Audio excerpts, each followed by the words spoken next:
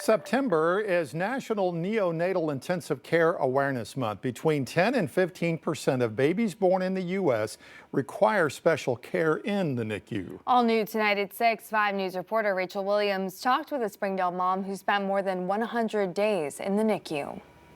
At 23 weeks, I went into preterm labor and was life flighted to UAMS, where I had him at 23 weeks and 5 days.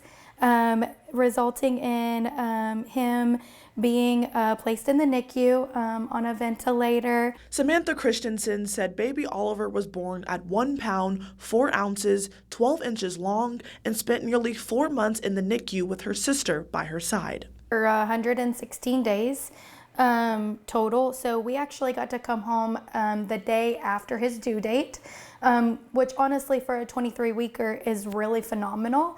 And so typically with a 23-weeker, you're going to end up with some sort of deficit along that time of either a brain bleed or, heart defect that you have to follow up with. And so by a miracle, we ended up with none of those things. As of today, baby Oliver is healthy and only has trouble swallowing. His development, of course, was cut in half almost because of how early he was born. And so they suspect that throughout time will continue to develop.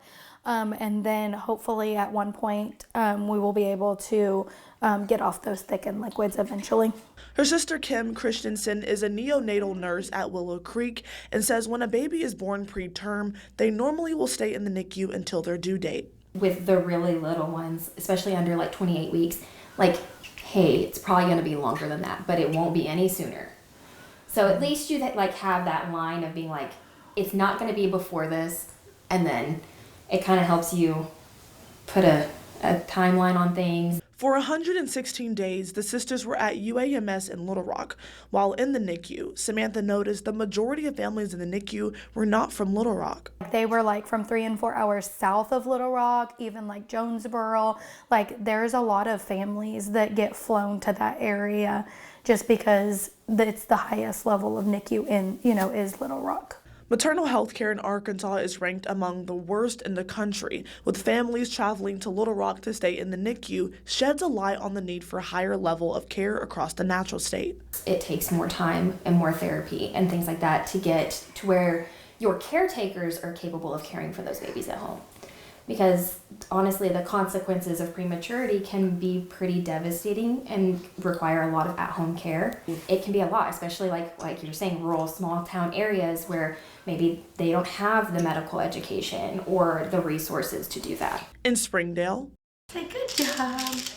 Yes. covering news where you live, Rachel Williams, 5 News.